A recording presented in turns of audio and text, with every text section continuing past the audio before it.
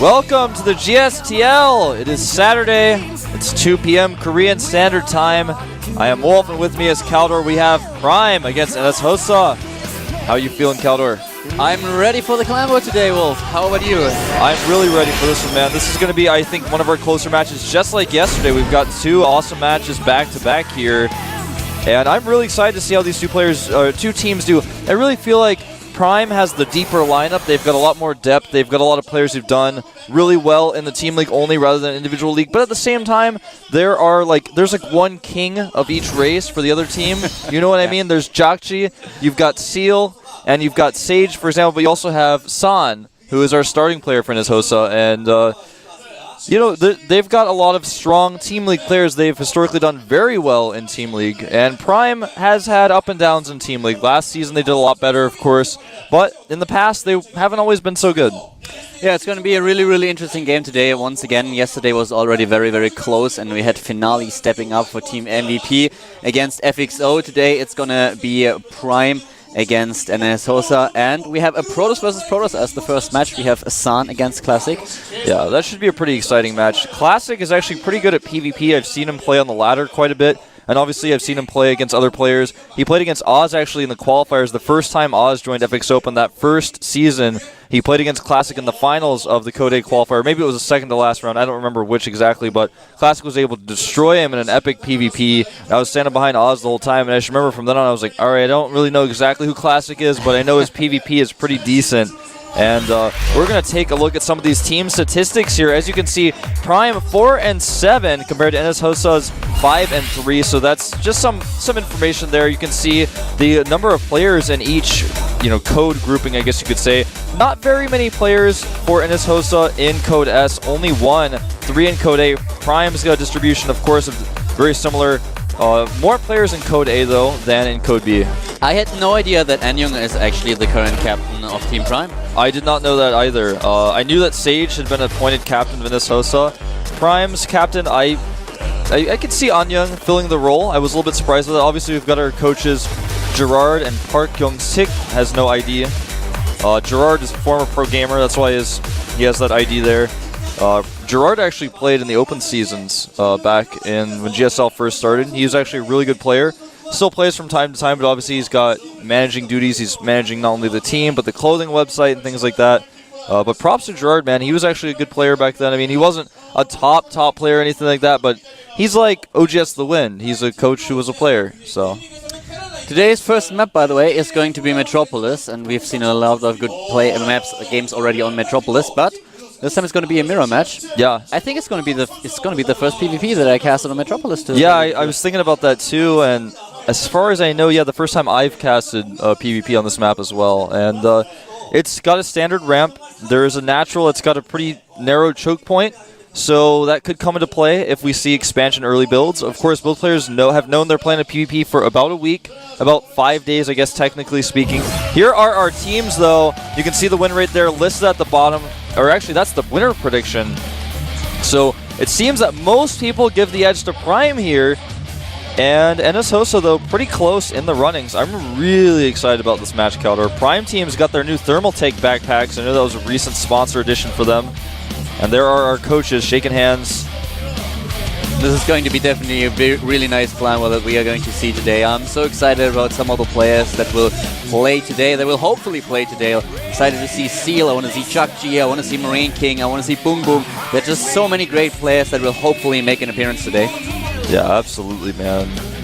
Prime has so much depth to the lineup. You know who I really miss on that bench, though? I miss two players on the bench. I miss Polt and I miss Hongen, man. They're not there. It just doesn't feel like Prime to me without those guys. But here is NS Hosa, a very close-knit team. They're from the NS Hosa Academy. It's a university here in Seoul in an area called Hwagok. I've been there. It's actually pretty cool. And it's the only university team that exists in StarCraft in Korea right now. Here we have the bench for Prime. I need to get me one of those jackets. Well, you can go to the website and purchase one. You may be able to talk the Prime coach into giving you a discount. I actually talked to him. about discounts and things like that, and he was like, well, I don't know, but I really like the Venus Flytrap hoodie. That's what I like to call it, the one that has 2 hoods. But anyway, we're going to take a look at our Prime team. Here is our captain, Anyang, currently in Code A. Third player, and the second player is our starting player for today. It is Classic Prime, the Protoss. A lot of fans for Classic. Creator, the Lenok of Protoss, a very young Protoss. Very good one. We have 4 Prime, another Protoss player for the team. Yeah, formerly from Zenith. And here is Marine King. He needs no introduction. Formerly known as Boxer. And Ghost King Prime, you all know him as Björn. We have Maru Prime, who just was able to defeat Moro. Yep. He's also staying in the house now, I learned. And Boom Boom, a huge fan favorite.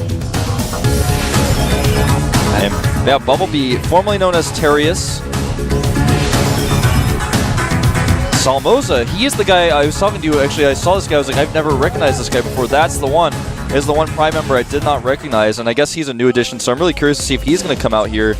Yeah, we might see him today, and as I already mentioned, I'm really excited to see Boom Boom later. He was the first player that I've seen taking down Nestea in a CVZ, or the first time that I casted CVZ with Nestea. It was during the Arena of Legends, and Boom Boom won, and he completely outplayed Nestea, which was the impressive part of it. It was not like he just cheesed him. Look at the Protoss win rate there. That's 70%, and that's because last season, Creator was able to bring home a lot of wins. So he's just such a great player. He really is, and he is a key player here. He may even be considered the ace. Marine King has been doing better recently. He's in one of his ups right now, but only time will tell. We're going to take a look at the NS Hosa team now. Look at their roster. There is the man himself, Sage. The captain of the team, and Asan, our starting player today, another Protoss for NS Hosa, followed by Tassida. Yeah, he recently fell into Code B. NS Hosa Freaky, a newer addition. And of course, here is Seal, someone who everyone knows for his creep spread. And this guy, Flower, another new addition. And there is Jakji, obviously a champion. Current champion it is, current Codes champion. Shuttle. Shuttle, not to be confused with the Brood War player Shuttle. And finally, Sculpt, aka Sting. And here's Sting. Yeah, Sting. So it looks like their Terran roster has kind of filled out a little bit. I remember Shuttle, not Shuttle from Brood War, but the Shuttle in StarCraft 2. It was always towards the top of the ladder. I noticed his name a lot. I saw him playing against top pro gamers all the time when I was watching people ladder. And so he's definitely a top-notch player. It's interesting to see that he ended up here on this Academy team. And the question is, I always wonder about this. Is it, I believe this is actually the case, but I could be incorrect. All of these players are actually students of the university. None of them have been kind of exported to this team as far as I know. Do you have any insight into this? I actually don't. I'm really curious about that, but so maybe someone who does know will tweet at us at Caldor, and Proxy will give us some inside info on that, because I'd really like to know. I've seen the university. It's actually a nice university, but it's possible some of these players just go to the university to train. They don't actually study there, but I think, if I'm not mistaken, all of these players either still do or at some point attended the university. Would actually be really interesting to know, but I have no idea. And yeah, we'll probably find out later. Well, here is our Prime player, Classic.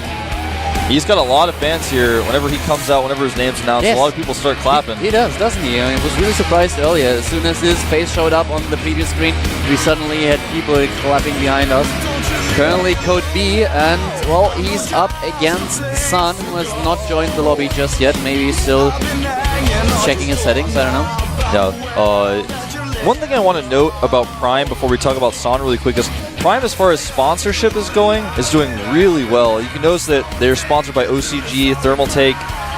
I mean, those are two big name sponsors. They have their clothing site. So as far as financially and everything else, Prime is doing really well, and I feel like that's given their team this boost of confidence right now that's helping them do well. And here is San Zenith, Man Zenith, some people were calling him.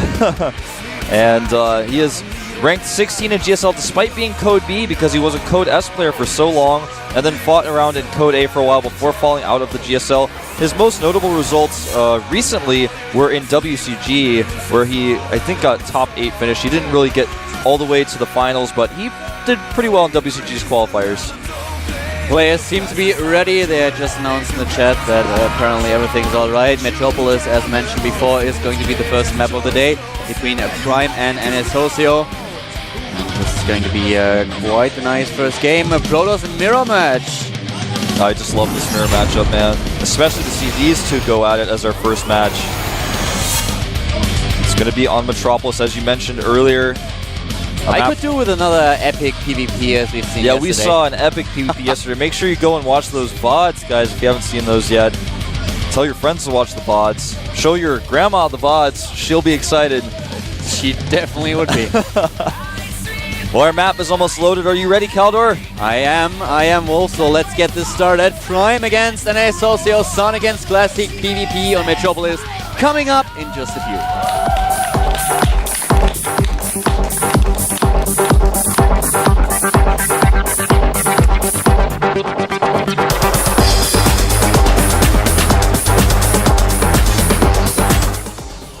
Let's get this started at the top of Metropolis in the red color. Starting for Team Prime, we have our first Protoss play of the day.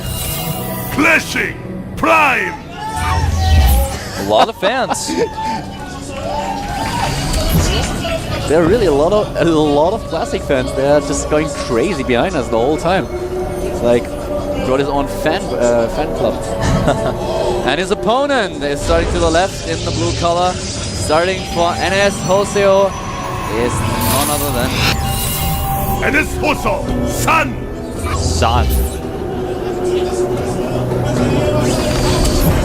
Well, I am really curious to see what builds we're going to see out of these players, because San has actually done something really interesting. He's put his first pylon all the way on the corner. Now this can be really nice to spot cannon rushes, which are quite common on this map by the looks of the mineral placement. I could see exactly why he would do this, because you could wall off a cannon there and start cannon rushing up at your opponent. But at the same time, this means his building's going to be picked off later if there is a quick observer. So interesting placement, but I like that. I like the choice of the placement by San much better than Classic right now, just because it gives him that extra vision. It's much safer. Yeah, it is indeed. And he's already scouting. Both of them are scouting right away into the correct position, so there's no confusion about where the opponent starts. Read of what exactly is happening in the opponent's main base. Oh, I love this. Oh. I was actually thinking, I actually thought to myself when I saw this, I was like, what if you faked a cannon rush on this map? Your opponent will have to pull probes, but in this case, he hasn't even scouted it. But this is so interesting. There it is. There it is. And he pulls all of his probes. I love this. I love this. The pylon is canceled. Well done. Oh, that's so weird. I had like this weird moment in my brain, or maybe Son and I shared a moment. I was like, what if you faked a cannon rush? I was thinking that I wasn't going to say it either. I was like, what if you faked a cannon rush, man? And might be able to see the future. He just did it, man. I'm like, whoa. You might just be able to see the future. Let's see if your predictions. Look at this, man. The Cybernetics core is now so late. Yeah. 13 seconds, in-game seconds late. How many probes did he pull? Like 8 of them? Yeah. And he lost so many minerals because of it. The only amount of minerals that his opponent lost was 25. So, well, Sun did really, really good. And Prime Classic was completely weirded out by the pylon. He was like, whoa, that can't be. Even though he had a probe in his opponent's main base and saw there was a gateway, he saw that there was no forge. Very true. Just a panic moment there from Classic. Now, the gas was shown by both players. Looks like Classic took his gas just a little bit earlier, and San followed up saying, okay, likely not a 4-gate. As far as chrono energy goes, San does have one more chrono boost than his opponent saved up. I really love that we already see a couple of mind games in this particular game. This is really cool. Really cool indeed. Both players actually do make a Zealot, and they're chasing their opponent's probes across the map. San squeezing out 2 additional probes here before he adds any additional gates. He's going to add 1, maybe 2 gateways. Oh, yeah, he has a slight advantage already. He didn't use his second gas for quite some time. He just put probes into it, so I guess that allowed him to get those extra minerals. We're now on 3 gates. We'll start to transition pretty soon. Still producing probes, so we have him at 24 against 22, and that's the Twilight Council for Classic. Starting to transition before he throws down additional gateways. Yeah, oftentimes in this matchup, with how this matchup is played, getting the tech first is the better choice. We're going to see a Zealot do battle with the Stalker until the second Stalker arrives. There it is. Just trying to put a little bit of pressure on, but retreating right away, especially because he got all those free hits from the high ground. And still, San not building anything. Yeah, getting a lot of minerals now, though. He may expand off of these 3 gateways. I think that makes sense. Yeah, there is. You'll see it in a moment. On the mini-map, you can see it. There's a Nexus, and the Dark Shrine has started. Oh, hidden at the bottom of the map. This is how you do it, man. If you're going to do a Dark Shrine build, you always hide it on the side of the map. I've seen so many players put it in the main. Oh my god, is he going to scout it? That can't be. The Stalker is checking everywhere if there is something hidden. He's actually walking up on the high ground. Is he going to spot the... Oh, that would be awesome, but no, he is not. He's retreating with the Stalker. Well, he didn't spot the Dark Shrine. This game is going to come down to Kaldor. He does have a Robo. He should have the Observer out in time. Yeah. It comes down to whether or not he sends the Observer just immediately to his opponent's base or not. And also, he has 3 sentries. He may be able to use these to force field out the DTs if he's paying attention. So it's all going to come down to San's reaction here. And San was definitely a little bit unlucky because now we have another forward pylon by Classic, and San with the Stalkers did not spot any of it. But as you already mentioned, we have the robotics. It's about to finish, so we will have a first observer while the Dark Shrine is not done just yet. This will work out very, very well for San. San did scout the Nexus of his opponent, and I think now he realizes what's going on. He's like, that Nexus is late, you don't have enough units, and I think he actually knows exactly what is going on here. He's got his sentries positioned, he's chrono boosting out his Observer, and he has it rallied towards his ramp, not his opponent's base. I think he's actually going to intentionally trap these DTs in and then kill them because he will have an Observer. What a timing. There they are. The DTs are being attacked right away. One in the main base, the other one at the bottom is retreating immediately upon realizing that there is an Observer on the field. So very well played by San. Building a War Prison now to put on some pressure. I like that. And also he's getting charged. Or Classic is getting charged, rather, of course, because when you go DTs, you have to kind of get this charge. It's one thing you can do to try to catch up. And we'll see how San deals with this. I'd like to see him make a building wall because that's really, really good against charge. He's going to expect this charge. He's actually making a forward pylon, and in the Warp Prism, there are 3 sentries and a Zealot. He may try to trap these units outside. I think he's going to try to draw them down the ramp and then force field them out. This could be really interesting. That would be quite something. He was able to trap Classic's units outside of the base, then use the force fields for the ramp and suddenly kill everything in the main base. Yeah, it looks like the Warp Prism. Yeah, it looks like he's just going to try to trap probes instead. Oh, and it looks like he's going to do it. Yes, there we are. The first force fields already placed down, and he's attacking the probes. Very well done so far. San now building a Dark Shrine as well, and he's already killed a couple of sentries. 5 of them have been killed, and he is doing really well with his swap, walking in additional units. Wow. DT is coming in for defense, though, and since there is no Observer with this Prism, he will have to pick up and go. A lot of probes lost, though. The worker count now 41 to 32. That is really, really a good for San now. He's on 2 bases. He had the expansion earlier than his opponent. He has the lead when it comes down to the worker count. His Dark Shrine is about to be done, and I don't think... Isn't there robotics for Classic? I actually don't know. No, there's not. He has no robotics whatsoever, and San has scouted this with his Warp Prism, so he can actually use the Prism to warp in DTs because it's still alive. Exactly, and as soon as the DTs hit the main base, what exactly can Classic do but type GG? That is what we will see, and the Shrine is almost finished. It's seconds away from checkmate here. It looks like another DT will be warped in for Classic, but there are ready. 2 Observers out. Yeah, he's ready. And there's the Dark Shrine, and the Dark Shrine is done. The Dark Templar loaded into the Warp Prism, and ladies and gentlemen, here we go. This is probably it. We have Classic without detection. He doesn't have a forge. He doesn't have a single Observer on the field. There is just nothing that he can do but all in now. Yeah, he does have charge, but I don't think it's really going to matter.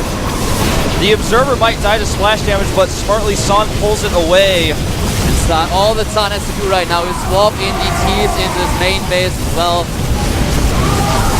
Yeah, this battle is not going well for San, but either way, he's got DTs out, and they will eventually kill these Archons. He needs to target down the Archon that has just no shields left, but he's not doing it, a little bit surprisingly.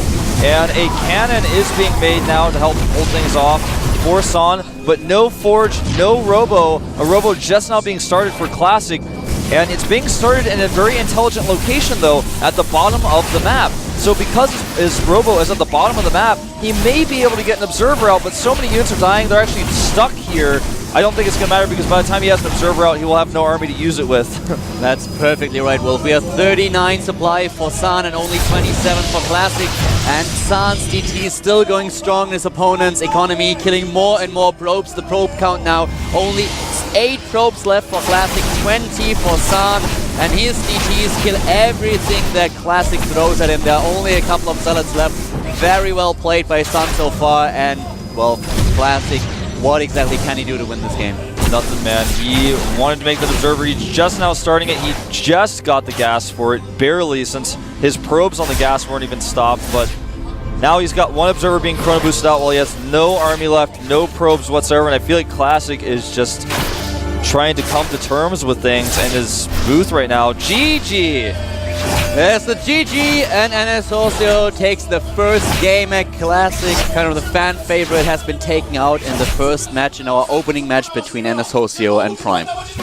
Yeah, and San, he's like, don't try that against me. San with really good reaction and scouting, by the way. He knew exactly what was up. He was like, alright, notice how he kept sending his Stalker forward to try to see what units were out. No units above the ramp. So he got his Stalker so close to the ramp that Classic's units would fire on his. He saw, you have like nothing up there. And you don't have a Nexus yet. Then he saw the Nexus be made really late and he was like, oh, DT expand. Then he got sentries and he chronoed his Observer and rallied it to his ramp. Was completely prepared. Great decision making by San, great scouting as well. Even though he never literally saw Dark Shrine, he tried to find it. He had a Stalker going all over the map. So close. He could even have spotted the Dark Shrine and then suddenly ended the game right then and there. But well, he reacted beautiful, as Wolf already pointed out. So very well played by San. And we'll see who's going to be sent out for Prime now. Yeah, I'm trying to think who would be the choice. It's too hard to say though what their game plan is this early. I'm sure Gerard's got a plan.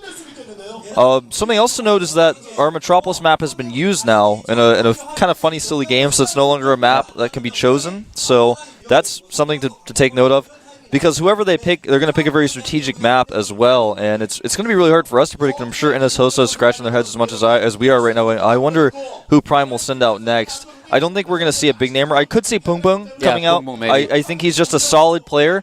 We could see Anyang as well. Anyang or Pung Pung. I think we're going to see a Zerg. Yeah, I think so too.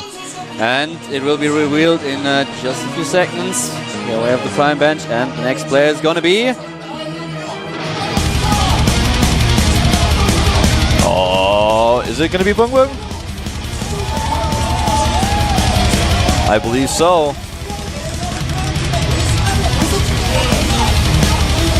And San, he has no comment about that. San was like a little bit shy. I'm pretty sure it's Boom Boom. I couldn't quite get a really close shot of his face.